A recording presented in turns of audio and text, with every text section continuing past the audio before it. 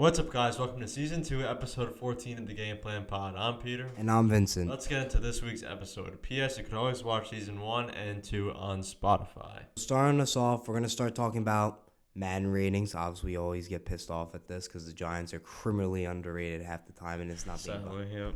Yeah, Andrew Thomas in 89. Okay. But, yeah, so we're going to do one underrated, one overrated, and one properly rated.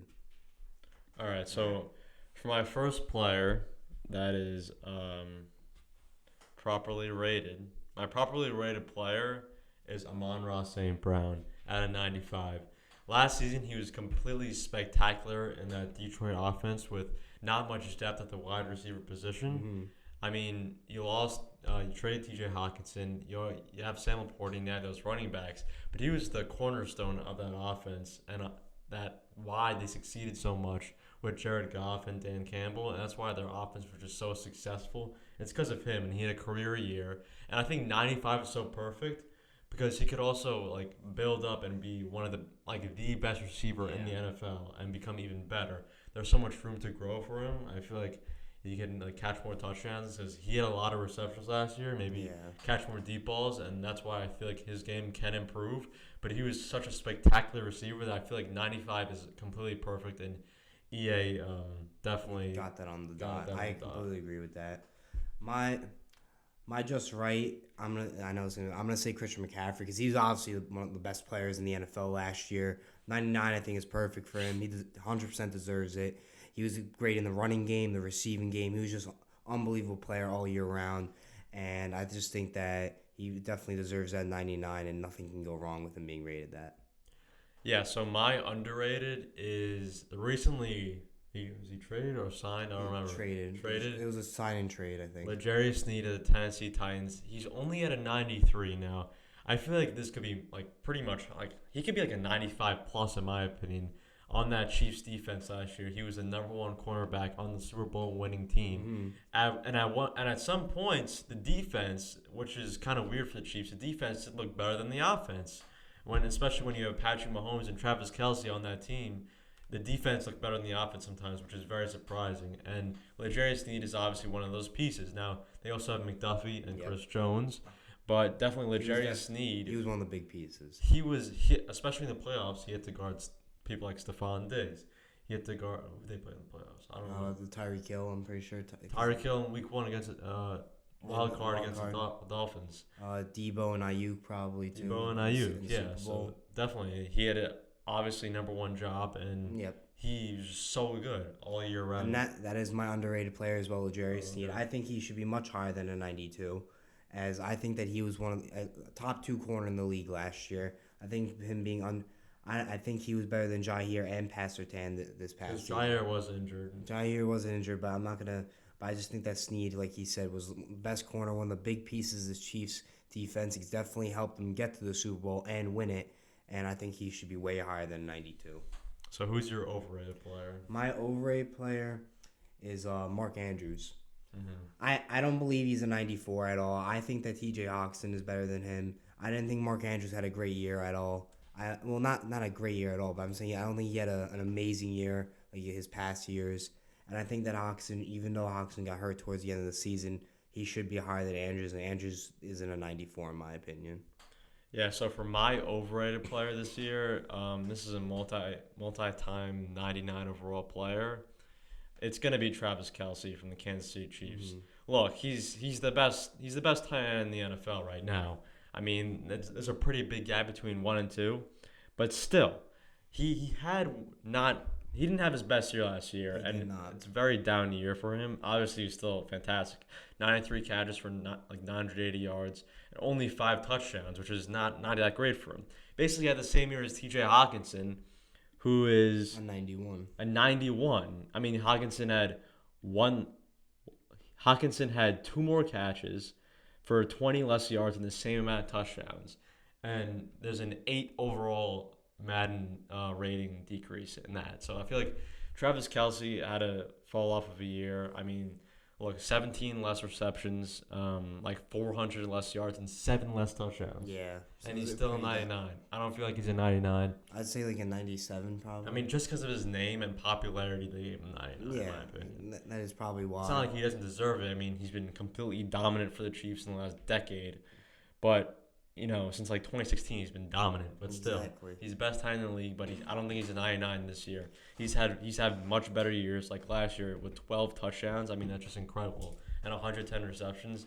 He didn't crack 1,000 yards receiving last year. I feel like for a 99, you have to have at least like a 99 in Madden. Yeah, and that's like the best of the best. I mean, he's the best tight end. He is the best tight end in the league. At the same time, but he didn't have the year he usually has, so exactly. We feel like he should be a 99 this year, maybe like a 97. That would be a good rating for him. Mm-hmm. He didn't, and people are gonna make the excuse that he missed. How many games did he miss? 1 or 2? I don't remember. He missed week 1 though. I think he didn't because he didn't play the last week either because they didn't play in week 17, right? Because they made the playoffs already, but in my opinion, he should be like a 97 just because he had a down year. So now moving on to baseball. A couple of days ago on Tuesday, it was the MLB trade deadline, and obviously obviously there's a lot of trades. So obviously we can't go over all of them because that would take probably 5 hours. I know. We're gonna go over like the main ones of our teams we talked about, like the Mets, Yankees, and I'm gonna go over one move that some people are like on the fence about because obviously when Senga went down on the night that he returned, please be back for playoffs. I love you, Senga. But Paul Blackburn from the Oakland A's, right-hand pitcher, I think that's a very good pickup by David Stearns. I think that's a very solid addition. He's better than McGill, and I think he can provide the consistency the Mets need and the much needed in that rotation, especially with Senga now going down. And Paul Blackburn is a veteran, so I think that this pickup could be one of two ways. It can be absolutely horrible or it could be absolutely good. So, no, I don't think there's in between, but I think it's going to be a good pickup because he did miss half the year because of a foot injury. But I think that Hefner can work with him and bring the best out of him, and this could be a very good, solid addition. Yeah, I mean, for the Mets, any pitching help is just crucial for this pitching room because this team lacks pitching depth. I mean, this is not new. This is not new news. They lack pitching depth this year. They lack pitching depth, and especially when a nightmare season for Senga when his first game back he got hurt. Exactly, and he missed the entire season, and his return kept getting delayed, and now finally when he comes back he gets injured in one of his last innings, and now you just need a replacement. Or David Stearns said yesterday that you're not going to get a guy at the trade deadline that would replace Senga. No one can fit that role, but you can definitely get some pieces. You can get some quantity over quality pieces. Yep. They got that guy Huascar. I know what you're talking about. The guy from the Marlins, a relief pitcher. I like him a lot. They got two guys from the Rays, with Maton and Zuber, and then they also got Stanek from the Mariners, who has a lot of playoff experience. I know his numbers aren't amazing this year, but still, that's a good pickup in my opinion because of the experience he has. And another pickup I absolutely love is Jesse Winker. Yep, definitely. Because 2 years ago, everyone goes like, obviously, no, Mets fans and him, they seem to not get along. But in reality, he loves Mets fans. And I think this is just a perfect fit. And I think that Winker's a very, very solid pickup, a much better upgrade from DJ Stewart. And I think Winker's a good pickup too. So I honestly, if I had to grade David Stearns' first deadline, since we were buyers, I'd have to give it between a B and a B+. I give it a B+ because Jesse Winker was a huge ad.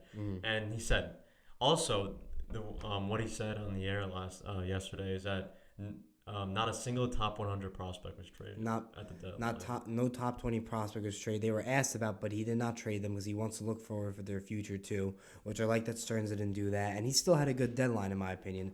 Obviously, people were asking like, "Oh, can you go get Tanner Scott?" But like, you just saw what the haul the Padres gave up for him. It was like there were like three top 5 prospects, and that's a lot to give up for a relief pitcher. I don't know if he has more years of control, but David Stearns gave up not that much at this deadline, and he gave up a good amount of prospects that weren't going to affect the team's future. And this trade line just goes to show how the MLB is like shifting, like because The NBA today, not the NBA, the MLB today, MLB teams value younger players more. Yep, they In the value position. They're fast, younger, stronger players than the old players, and that's why not a single top 100 prospect was traded. Well, not a single top 100, top 20 prospect. There's Cade Morris was a top 100, really? prospect for us, I think. But no, a top 100 prospect in the MLB. Oh, I know what you mean. All right, but overall, I think it was a good deadline for Stearns. There's obviously a lot more moves. Like Tanner Scott to the Padres, that was a really big move, and obviously they're contending with us for the wild card. And another move I like for the Yankees got Jazz Chisholm. He's been tearing it up since he got to the Yankees. 4 home runs in 3 games, or I don't know how many. I think 4 games he's played. He has like 4 home runs. He's been like unbelievable for them. That's a great pickup for them. But this deadline had a lot of moves, like Kikuchi to the Astros, but they gave up a lot for him. It was a deadline of there's a lot of high asking prices for every team because in the NL there's a lot of buyers since the NL wildcard is so tight. So the teams that were selling were able to rise up the price for teams that much needed for these positions, and now got those top prospects out of those teams. Yeah, I feel like Jazz Chisholm was a huge add for the Yankees because they've been in such a drought offensively for the last month and a half almost. Yep. So that's like 30 games. And now you add this young, talented stud that third base. No, he's second in outfield. And he actually did play third base for one of their games for them. Yeah, he just added so much juice to that offense that they needed, which had no depth offensively with Stan Rizzo out. And it really helped the Yankees come back to what they are and what they used to be earlier in the season. Yeah, he definitely one of the best teams in MLB. He definitely lit a fire for them. They've been raking baseball since he's got there. And honestly, I think for both New York teams, I think it was a good deadline. I know like the people were asking for the Yankees to get a starter. I don't know why, but they obviously want Jack Flaherty. Yeah, but you guys still have a good rotation, and I think the Yankees are now with the addition of Jazz Chisholm are a much more scary team from when the Mets played them, obviously, and we're not in this drought they are, and I think they're gonna be out of this drought, and they're gonna be one of the hotter teams now in the second half. All right, so the new Olympic season has begun, and let's discuss today the basketball Olympics. I mean, the USA is very heavy favorites compared to teams like Canada, Serbia, Greece. They are very heavy favorites with a star-studded lineup with Kevin Durant, LeBron, Curry, Tatum, Embiid. I mean, the list goes on. Halliburton. I mean, the list goes on. Let's be honest. Bam Adebayo.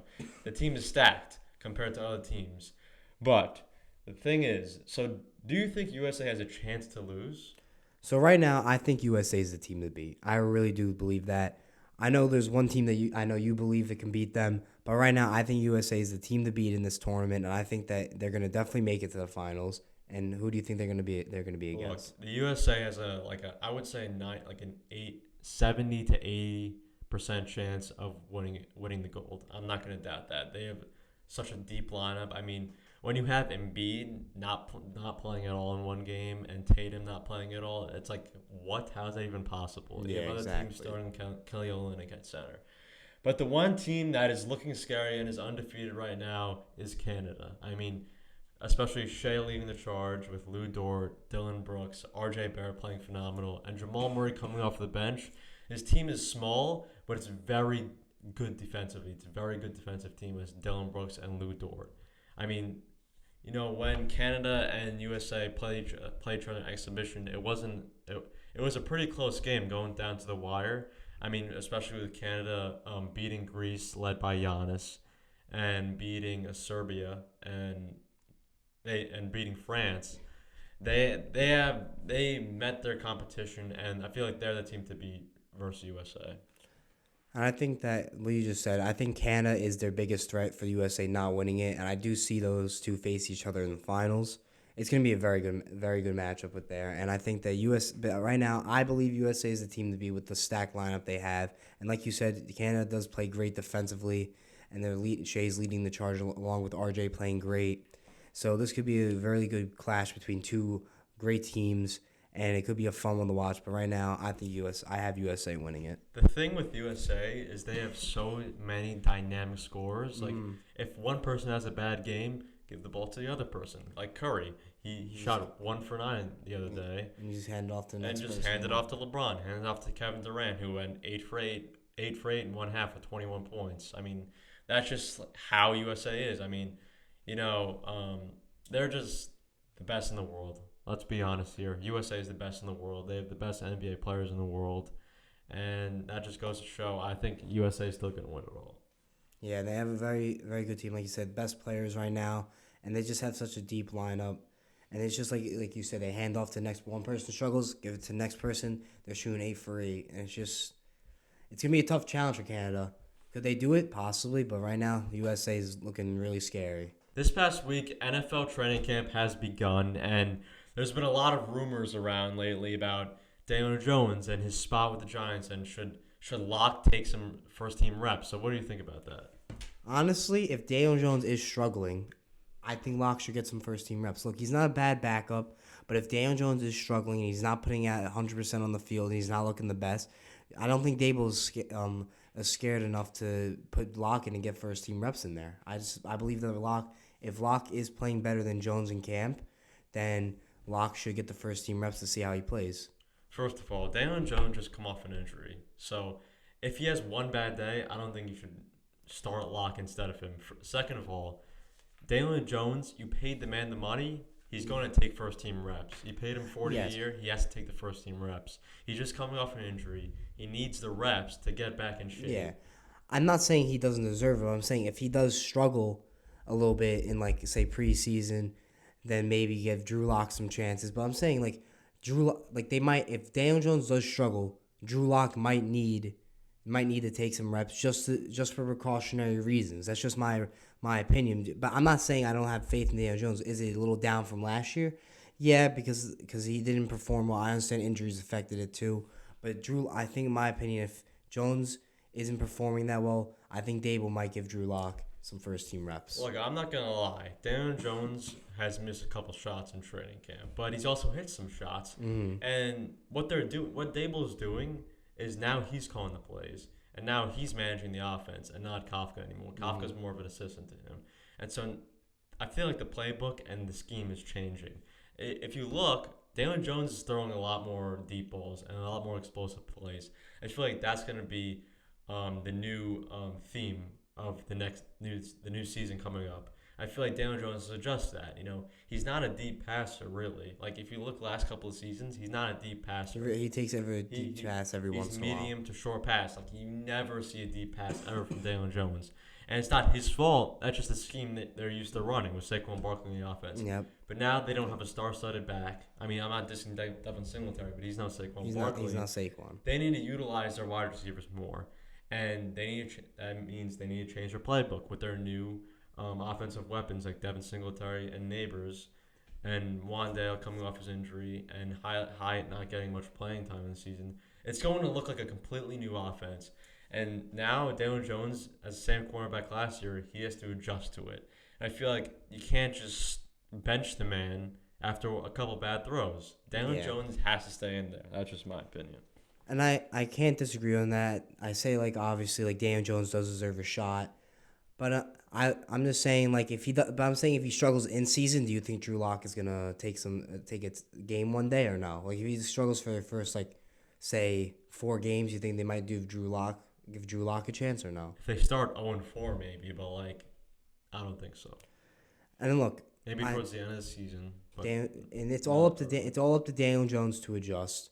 Is Drew Lock there to maybe motivate him a little bit more? I think so, because I think that Drew Lock could he has a chance to maybe take it, but it's very, very slim. Not in the beginning. Not in the beginning. It's not a chance in the beginning, but it's very slim. I think it's a very slim chance. Do you think that Drew Lock might in camp take first team reps just one time? I think maybe one time they might do it. But is Daniel Jones their starter? I'm going to say probably, because that's what you can't pay the man and say you're going to sit on the bench. Yeah, and I don't disagree with you when you said Drew Lock was signed to motivate Daniel Jones, because Daniel Jones really has never had competition on the Giants. Ever since he's been drafted sixth overall, he's had zero competition for the quarterback position. And now maybe that they signed Drew Lock, maybe that'll put a chip on his shoulder. Maybe that'll with all the rumors with they might draft a quarterback and, interviewing Jane Daniels and Drake May, maybe even trading up after they just paid the man. Maybe that'll, influence him to work harder, train harder, Yeah. and be a better player that the Giants need to be. Go back to the 2022 season and just repeat that and just try to get better. And throw more passing touchdowns, obviously. Yeah, but they need those explosive plays, and they just need to run up the scoreboard and trust the defense and trust Abel. I completely agree with that. All right. So now, let's continue with the Giants. Who do you think for week 1 the starting O-line will be for the Giants? All right, so this might be a little controversial, but I feel like you need to give Evan Neal another chance. I know you signed a lot of offensive linemen like Illuminor, Runyon, and they just got Van Rotten from the Raiders, who's a phenomenal guard. But even with Evan Neal's disastrous seasons, the first 3 seasons. No, 2? First 2, right? First 2, 2 yeah. or 3? I don't remember. I think 2. Yeah, first two.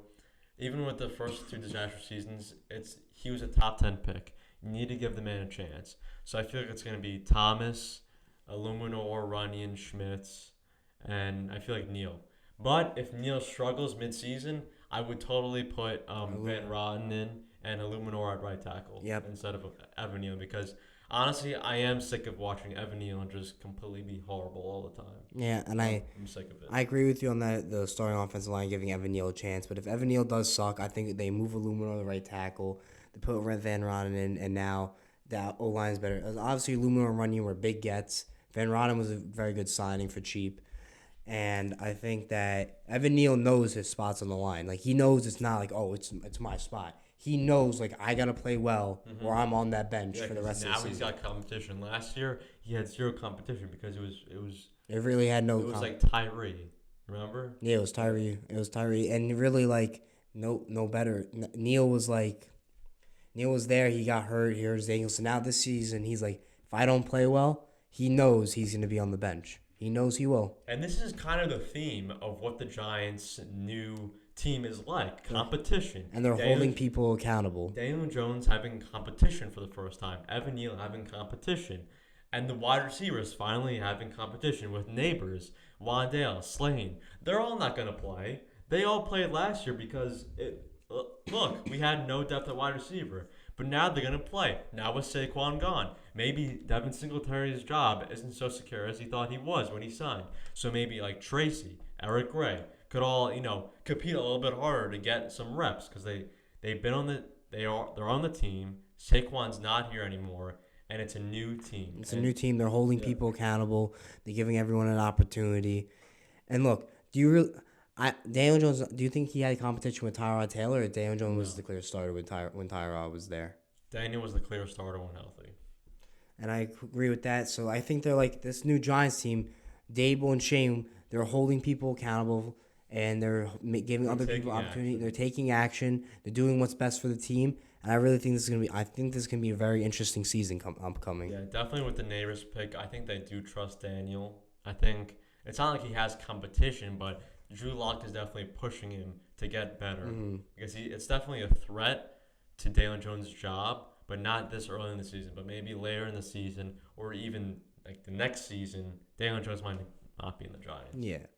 And look, Daniel Jones has a good arm. We can't lie. He does have a good arm, right? He has a good arm.